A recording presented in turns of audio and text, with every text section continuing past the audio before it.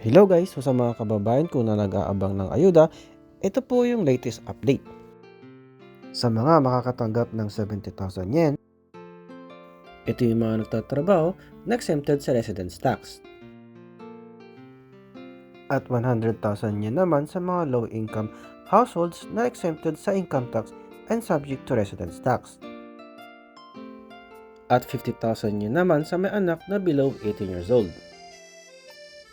Kung na-meet mo yung mga requirements, ay hintayin mo lamang ang mail galing sa City Hall nyo. Oops! Paano naman yung mga hindi makakatanggap ng ayuda? At para sa mga hindi mabibigyan ng ayuda, ay huwag nang malungkot.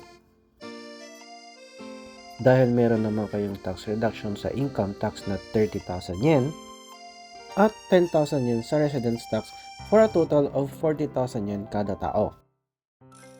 At para sa mga may katanungan, ay mas maganda na pumunta kayo sa inyong pinakamalapit na City Hall.